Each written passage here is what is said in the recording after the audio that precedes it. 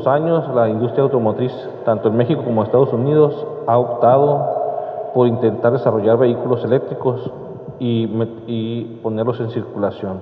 Antes de iniciar con el tema, tenemos que conocer un poco el contexto de cómo se desarrollaron los vehículos. Este desarrollo de los vehículos motorizados empezó un poquito antes de 1885, cuando Carl y Bertha Benz, que Benz quizás les suene la palabra del Mercedes-Benz, ¿sí? Ellos fueron los que desarrollaron el primer vehículo motorizado, que era parecido a una trimoto que hoy en día conocemos. Este vehículo tenía una autonomía de alrededor de 50 kilómetros y un tanque de gasolina de 1.3 galones, es decir, aproximadamente 5 litros.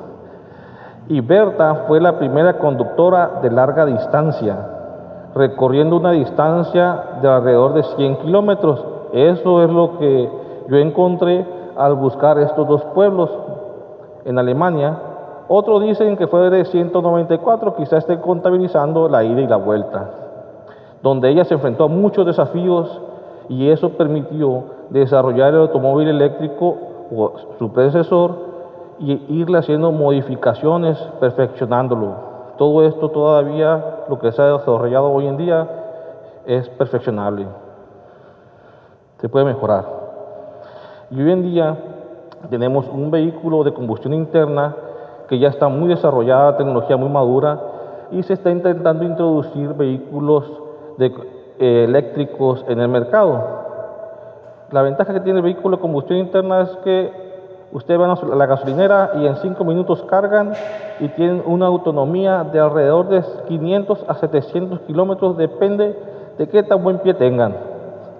El vehículo eléctrico más o menos tiene esa misma autonomía, pero hay que cargarlo, hay que consumir energía eléctrica y este vehículo utiliza baterías y las baterías necesitan un tiempo para ser cargadas. En algunos casos los vehículos eléctricos se pueden cargar de 2 a 2 horas y media más o menos, y depende del tipo de cargador, puede durar hasta 12 horas. Entonces, cuando comparamos el mantenimiento que se necesita un vehículo de combustión interna en comparación de un vehículo eléctrico, nos damos cuenta que un vehículo de combustión interna necesita mantenimiento de manera más frecuente. Yo por ejemplo, mi vehículo le cambio el aceite entre las 5.000 y 7.000 kilómetros. Ya es un vehículo usado, quizás un nuevo el mantenimiento se pueda prolongar un poco más, pero que cambiar el aceite, bujías, todo eso son residuos y tienen que ir a parar a algún lugar. De igual manera, con el tiempo el vehículo requiere cambio de bujías. Hay de diferentes tipos, de cobre, de iridio, de platino, de cuál le van a meter. Hay que limpiar las bobinas, los inyectores, lleva un tanque de gasolina, también se expiden gases de estos combustibles a la atmósfera. En cambio, un vehículo eléctrico funciona con un motor eléctrico que está acoplado a una transmisión. El principal mantenimiento que se le da a este tipo de vehículos es en los rodamientos y en los retenes, porque se van desgastando, porque estos motores giran entre 19.000 y 16.000 revoluciones por minuto. Son muchísimas revoluciones. Por ejemplo, ustedes de su carro, cuando lo aceleran, llegan alrededor de las 2.500, 3.000 revoluciones y hay que hacer el cambio, ¿verdad? Porque si no, si llegan a las 7.000, 8.000 revoluciones, el carro se desviela. Entonces, el problema en estos sistemas en ocasiones, o unos años atrás, se daba en el sistema de enfriamiento, y como tardaban mucho tiempo para darse mantenimiento, tardan alrededor de 5 a 8 años para darle el primer mantenimiento a este tipo de vehículos. Entonces tienen problemas en la suspensión. ¿Por qué? Porque yo como conductor no presto atención a los ruidos que están en el exterior, y cuando voy a darle mantenimiento al vehículo, yo iba por una cosa, por un retén, pero ahora resulta que la suspensión está dañada porque no fui capaz de cada año, cada 6 meses, checársela. Entonces es un punto importante porque luego nos quejamos de los costos. Entonces, como estos vehículos utilizan un motor que gira a estas revoluciones, se tienen que desarrollar nuevos tipos de lubricantes y grasas o cerámicas y aleaciones para este tipo de rodamientos, porque la verdad es que esas revoluciones son muy altas para un vehículo que queremos que dure 500,000 o 1,000,000 de kilómetros.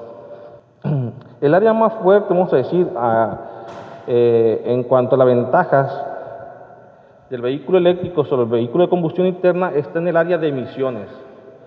Todos nosotros hemos andado en un automóvil, utilizamos, quizás sea un sedán, una SUV, pero estos automóviles consumen gasolina. Y de ahí, esa gasolina se va a transformar en el motor en dióxido de carbono. En el caso del vehículo eléctrico, no consume de manera directamente gasolina, pero la energía que va a utilizar proviene de cierta fuente. Entonces, vamos a decir que, entre comillas, el vehículo va a tener una huella de carbono. Incluso cuando fue construido, para construir el vehículo, deja una huella de carbono, y en el caso del vehículo eléctrico, su huella de carbono es mayor a la del vehículo de combustión interna. Es un poco más alta. Sin embargo, la ventaja en las emisiones del vehículo eléctrico está cuando circula. Por ejemplo, han ido ustedes, seguramente han viajado aquí en Ensenada a Tijuana. La distancia de aquí del CEARTE a las 5:10 es alrededor de 100 kilómetros. Cuando recorremos esa distancia en un carro nuevo del año, tipo de esta marca, de la japonesa, vamos a andar emitiendo alrededor de 19 kilogramos de dióxido de carbono por el combustible que se consumió. Quizás ese número no le diga nada, pero cuando ya recorremos alrededor de los 100,000 kilómetros, un vehículo que recorrió esa distancia va a emitir o va a generar alrededor de 19 toneladas de dióxido de carbono, que ya es el número más conocido y más interesante para nosotros. En cambio, un vehículo eléctrico, como les estaba comentando, no genera ese tipo de gases de manera directa, sino que depende mucho de la fuente que genere esa energía eléctrica. Y en el caso de México, por ejemplo, la energía eléctrica se produce en hidroeléctricas, plantas fotovoltaicas, eólicas, hay una planta nuclear. Entonces en México, si un vehículo recorre alrededor de 100 kilómetros, genera una huella de carbono de alrededor de 13 kilogramos.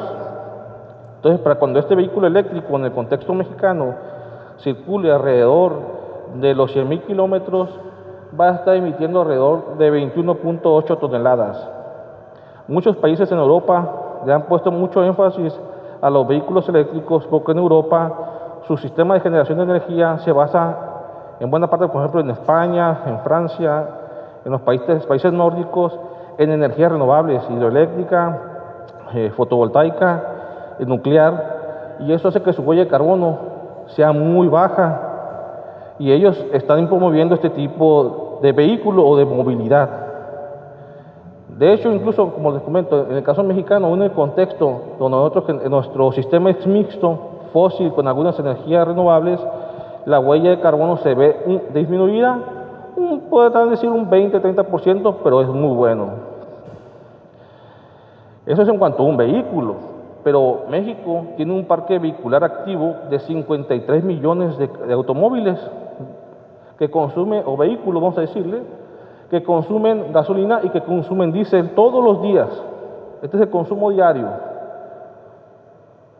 Y generan en el año alrededor de 164 millones de toneladas de dióxido de carbono. La realidad es que ni siquiera su servidor se podría imaginar ese número. ¿Qué significa para nosotros? Es un número muy grande. Pero si estos vehículos fueran eléctricos, si estuvieran en Francia, generarían alrededor de 8 millones. Es decir, 174 a 8, pues ya es una diferencia muy importante. Y si estuviera en el contexto mexicano actual, sería alrededor de 112. Como pueden ver, hay una disminución de las emisiones. Para que nos quede más claro, imagínense todo el territorio de la República. Todos estos gases que generamos anualmente generan una capa de alrededor de 5 centímetros de espesor en todo el país. Si nos imaginamos o lo delimitamos al territorio de Baja California, sería de 1,20 m, como por aquí así, a la altura del pecho. Y si el gobierno de Ensenada fuera tan bondadoso y le dijera a la República, al gobierno federal, ¿sabes qué? Yo me hago cargo de todas tus emisiones, tráetelas para el municipio de Ensenada, generaría una capa de alrededor de casi aproximadamente 5 metros de altura, no podríamos respirar. Es un ejemplo. E imagínense que esto se ha hecho durante muchísimos años. Como les digo, el vehículo empezó a funcionar, o los primeros vehículos, desde 1888, o 85, la primera patente. Sin embargo, nosotros tenemos unos aliados en la naturaleza, tenemos bosques, selvas, fitoplancton. De hecho, ese fitoplancton, nuestro principal aliado, nosotros no lo vemos, pero por ahí andan, son unos organismos acuáticos que son los que capturan la mayor cantidad de dióxido de carbono que generamos. De alrededor está publicado entre 30 y 50 mil millones de toneladas al año. Es un número enorme. Por eso también en los últimos años en México se ha impulsado el utilizar energías renovables para generación de energía eléctrica, para intentar poco a poco ir disminuyendo la huella de carbono que tenemos todos los días. Porque cuando ustedes encienden su microondas, su refrigerador, su lavadora, pues consumen energía. Y anteriormente en México seguramente utilizábamos combustóleo o plantas de carbón, quizás algunas termoeléctricas, que también pues emiten gases. Entonces México, en el sur del país, tiene una abundancia hídrica muy grande. En el norte es más escaso, como pueden ver, tenemos un menor número de plantas hidroeléctricas instaladas en el norte. También hay áreas geológicas que son activas y tienen potencial para energía geotérmica. En México ahí tenemos instaladas algunas plantas. Una planta de energía nuclear en Veracruz. Algunas zonas ventosas que aprovechan el viento para producir energía eléctrica por medio de generadores eólicos y plantas fotovoltaicas alrededor de toda la República, porque la radiación media en México es muy alta y tiene mucho potencial. Esta energía, junto con el automóvil eléctrico, puede ayudar todavía a reducir las emisiones en mayor grado, como ya lo pudimos ver, como les platicaba en el caso francés. La energía en el automóvil eléctrico se almacena en esta parte, son módulos de baterías. Pero fíjense, cuando se empezaron a desarrollar estos primeros módulos, se desarrolló este de Tesla, que requería alrededor de 7,000 baterías. Imagínense, para manejarlas o instalarlas.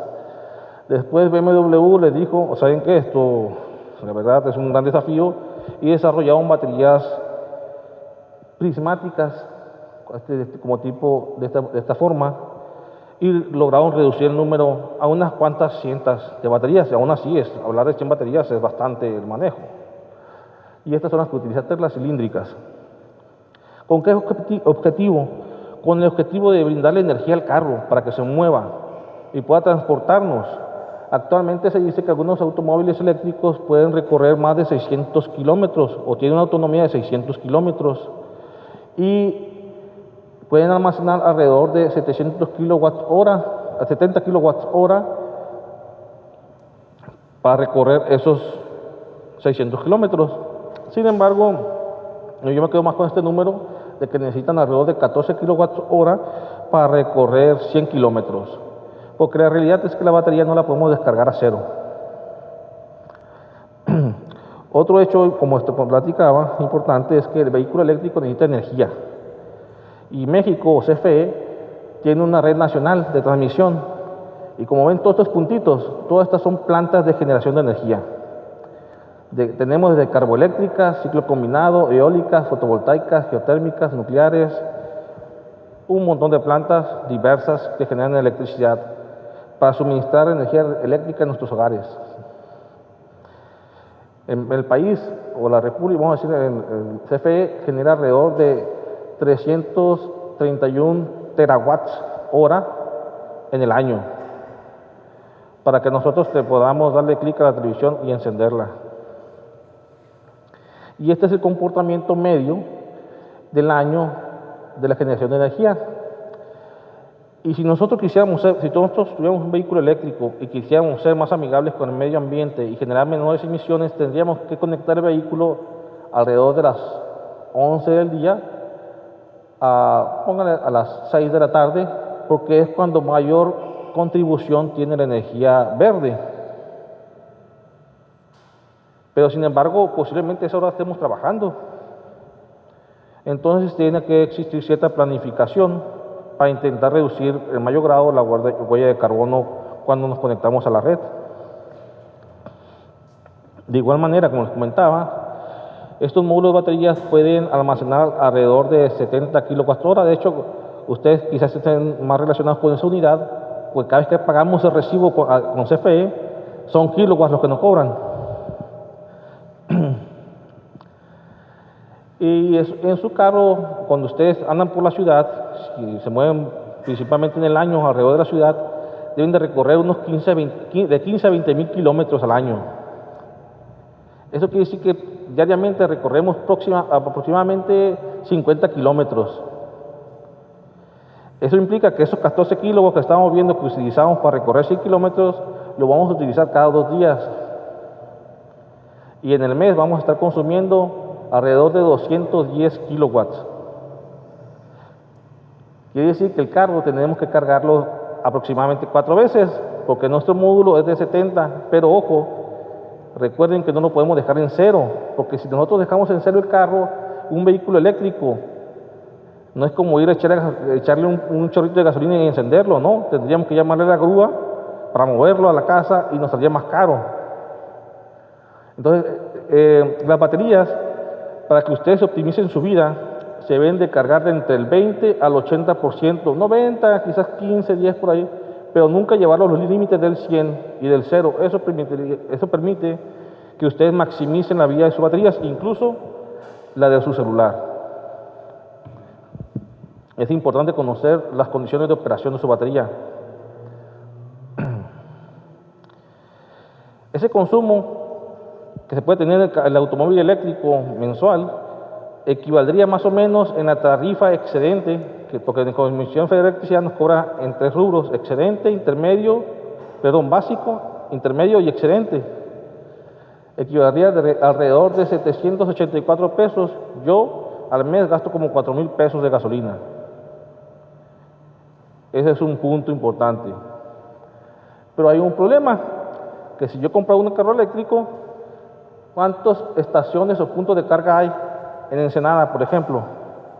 Muy poquitos.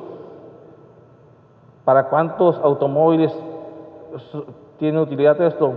500. Y eso que considerando que también se deben de estar cargando en la noche, las 24 horas. Entonces son ciertas limitaciones en infraestructura que tenemos y se necesita inversión para que esto pueda salir adelante si realmente queremos ir hacia la electromovilidad. Estos son algunos de los puntos que existen en Ensenada, y todos ellos están en zonas privadas, ya sean hoteles o en algunas agencias automotrices. Incluso algunos están en mal estado. Es decir, si me conecto, capaz que me genera un problema en el carro. El que se introduzcan vehículos eléctricos en Baja California, por ejemplo, también genera estrés en la red eléctrica, porque en Baja California se consumen alrededor de 12 terawatts, de 12 a más o menos un poquito más de 12 terawatts al año. Y ese consumo está dividido en estos rubros. El que llegue un nuevo consumidor posiblemente quizás nos incremente el precio. Por ejemplo, el costo que está mencionando ahorita es considerando un uso doméstico, no un uso comercial. El uso comercial es un poco más caro y depende del tipo de consumo que tengan, quien venda esa energía eléctrica. Baja California tiene un parque vehicular activo de alrededor de 2.4 millones de vehículos y Ensenada un poquito más de 300,000 vehículos. Si consideramos que de un año para otro se introduce 1% de ese parque vehicular que sea eléctrico, eso va a consumir en Baja California alrededor de 60 gigawatts hora. ¿Qué significado tiene eso? Por ejemplo, en el alumbrado público, Baja California consume un poco más de 100 gigawatts. Quiere decir que si eso llega al 2%, todos esos vehículos consumirían todo lo que se consume de electricidad por parte del alumbrado público en todo el estado. Y si llegase al 10%, sería la cantidad de energía que se consume aproximadamente por la parte comercial. Y incrementar en alrededor del 5% ese consumo de energía eléctrica, ¿qué significa para la Comisión o el Estado? Significa que, por ejemplo, en los últimos, del año 2011 al 2012, ese consumo creció solamente 3%. Si ese consumo, vamos a decir, necesita inversión en el Estado para poder suministrar o actualizar la red eléctrica. ¿Y de dónde viene ese dinero? Puede venir de particulares o puede venir de parte del Estado. Es decir, existen retos también por el área del suministro de energía eléctrica. No nada más es decir, vamos a meter vehículos eléctricos que circulen en Ensenada y en Baja California o en el país. De hecho, hace poco salió una noticia en que el gobierno de Ensenada estaba promoviendo la introducción de vehículos eléctricos para el transporte público. Estos vehículos, este tipo de transporte, pues las personas que utilicen los vehículos pues deben ser conscientes de cómo maximizar la vida de estos vehículos para que no se queden tirados, porque luego vemos noticias de que las patrullas de los policías eléctricas se quedan tiradas en las calles. ¿Por qué? Porque no se les dio el entrenamiento adecuado de decirles, ¿saben qué, oficial? Al que llegar al 20% de carga del vehículo hay que regresar a cargarlo. No porque digan que tenemos una autonomía de 600 kilómetros, podemos circularlos, sino que hay que ser conscientes que hay que cargarlos. También es importante conocer a qué velocidad lo vamos a cargar. Su celular, por ejemplo, ustedes los tienen que cargar en 1 hora y media a 2 horas para maximizar la vida de su celular. Si usan los cargadores de carga rápida, ustedes van a sentir que su celular se calienta. De hecho, les ha tocado a todos, yo creo, porque quieren cargarlos en 5 minutos, en 15 minutos o media hora. Ese calentamiento reduce la vida de su batería.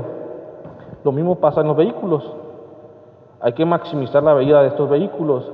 Y en verano, aquí en Ensenada casi alcanzamos los 39 grados centígrados, lo que implica que los vehículos que utilizan baterías, ya sea un vehículo eléctrico total o un vehículo híbrido, se puede calentar hasta 60 grados centígrados.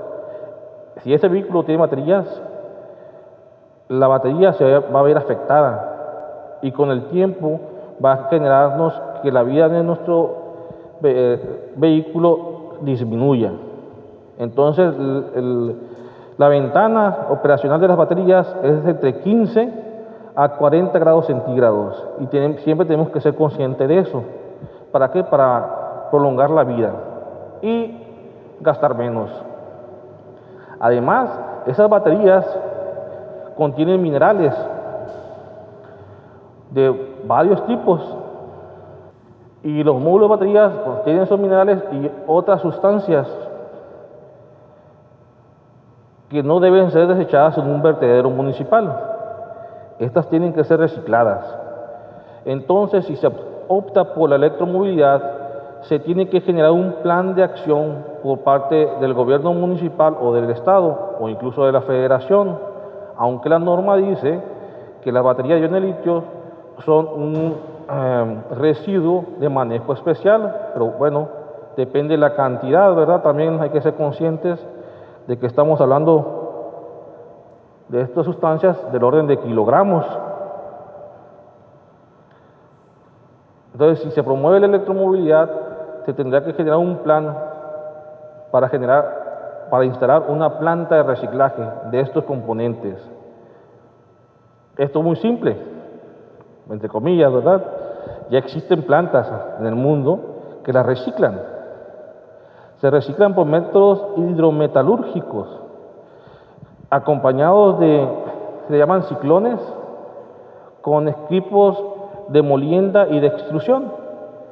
En algunas plantas en España y en Estados Unidos, estas plantas llegan a recuperar entre el 95% al 98% de todos los materiales. Es decir, es altamente reciclable. Pero hay que importar esa tecnología o generarla. Pero manejar una planta de esto, como decía, tampoco no es una trivialidad. Hay que cumplir con cierta normativa. Entonces, aquí la norma mexicana, la norma oficial de México, tendrá que ser actualizada en ciertos aspectos para poder garantizar la seguridad, porque es muy importante ese rubro.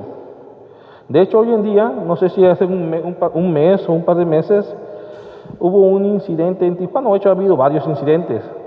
Uno, donde una persona conectó su auto eléctrico a la red de CFE, como si fuera corriente alterna el vehículo. El vehículo trabaja con corriente directa y lo quemó. Luego, me parece que hace como un mes, un conductor chocó, traía un vehículo de estos de la Cybertruck, chocó en Tijuana y se quiso dar la fuga y terminó impactando como 6 vehículos. Vean cómo lo dejó. Como no existe o no se ejerce una normativa fuerte en ese aspecto, estos vehículos pesan alrededor de 5 toneladas en comparación de un sedán de 1,5. Imagínense ustedes a 40 kilómetros por hora, pues los avienta y los mueve de un lado para otro, y es un peligro para nosotros los peatones o para la gente que anda transitando. Entonces, ahí la norma tendría que ser un poco más estricta con los conductores. De igual manera, si no sabemos qué vehículo estamos conduciendo, también se debería generar cierta normativa para hacer que estas personas sean conscientes a manejar este tipo de vehículos. Otro hecho es que en la industria automotriz también ha ido escalando las dimensiones de las pick-up a tal nivel que incluso hoy un niño de 10 años puede pasar enfrente de una RAM y que la RAM no lo vea. Eso es un peligro para el peatón. De hecho, en Estados Unidos hay estadísticas de que los accidentes con estos vehículos tan grandes incrementan aproximadamente el 45% de mortalidad cuando se da el accidente. Eso es un número muy alto. Entonces también ahí falta conciencia, ya sea de las autoridades o de la industria automotriz, en cuanto a qué se está haciendo en el dimensionamiento de estos vehículos. Y como les mencionaba, existe mucha normativa con respecto al manejo de residuos peligrosos, pero muy poco en cuanto a la instalación de plantas de reciclaje de baterías de iones de litio o el manejo de estas sustancias. Por lo general, antes había unos sistemas de recolección de baterías donde se depositaban. De hecho, CICESE tenía uno, pero ya lleva unos años que yo no encuentro uno de esos. Entonces, imagínense ustedes que ustedes utilizan sus controles en sus casas y prenden el televisor. Y a los 6 meses esa batería ya pierde su energía. ¿A dónde va a ir a parar? La batería primaria de alcalina tiene manganeso, perdón. Ese manganeso va a parar al vertedero. ¿Dónde para? Existe la intoxicación por metales pesados. Si esos metales pesados paran en los vertederos o en los cuerpos de agua, ¿quiénes se van a ver afectados? Esa es la pregunta.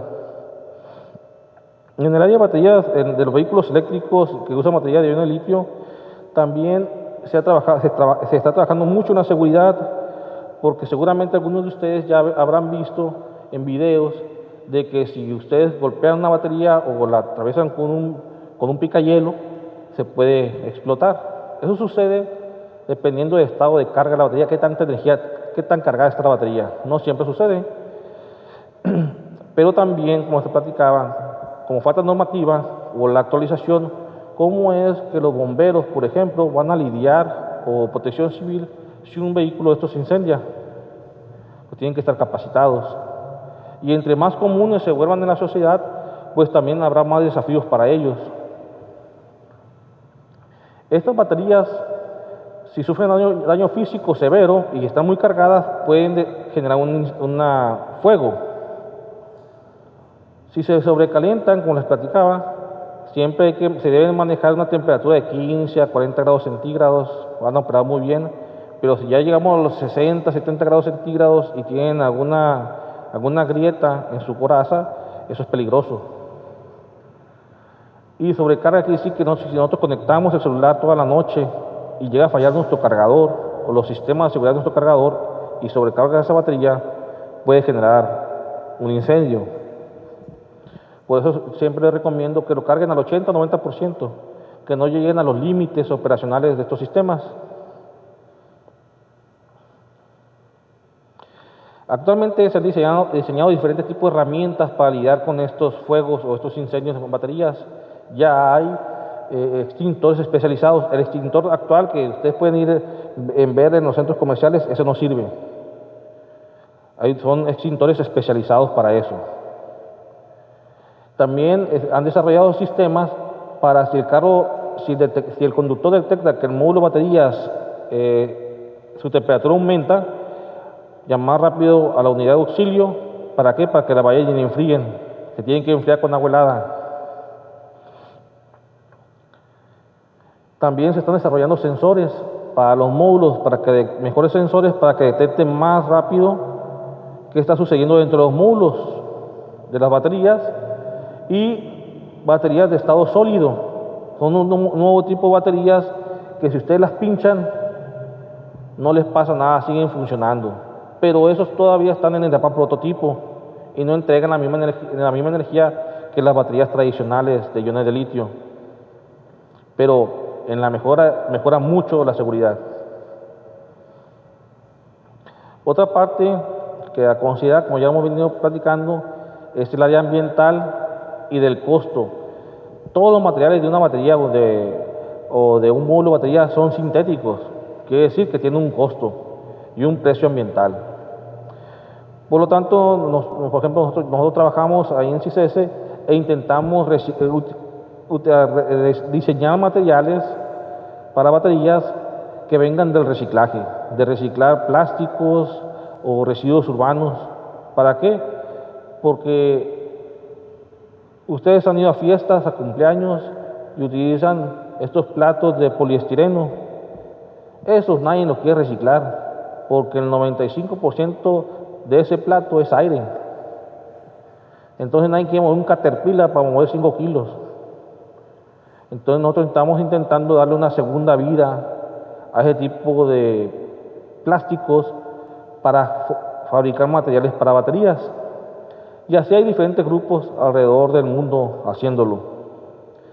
En resumen, un resumen general de la plática es que las baterías o los vehículos eléctricos, la realidad es que sí permiten reducir la huella de carbono en comparación de un vehículo de combustión interna, pero como les platico, siempre y cuando la fuente de energía tenga cierta contribución de energías renovables. Y es esta lo que debemos de aprovechar en México también. ¿Para qué? Para mitigar la huella de carbono. También se debe mejorar la infraestructura eléctrica, porque como vemos, hay muy poco en México o aquí en Ensenada en cuanto a puntos de carga, por ejemplo, vehículos eléctricos. Y si el gobierno y la industria apuesta hacia esa tecnología, es forzoso y debe ser un compromiso que instale plantas para reciclarlas o esos módulos. ¿Por qué? Porque esos metales no pueden andar ahí en el medio ambiente porque pueden generar intoxicación por metales. Y actualmente se sigue mejorando el área de seguridad y creo que no dentro de muchos años esta batería de estado sólido pues van a ser una realidad. Bueno, es todo de mi parte. Espero que les haya gustado la plática y que por lo menos hayan aprendido cómo cargar y descargar su batería y cómo darle un buen uso.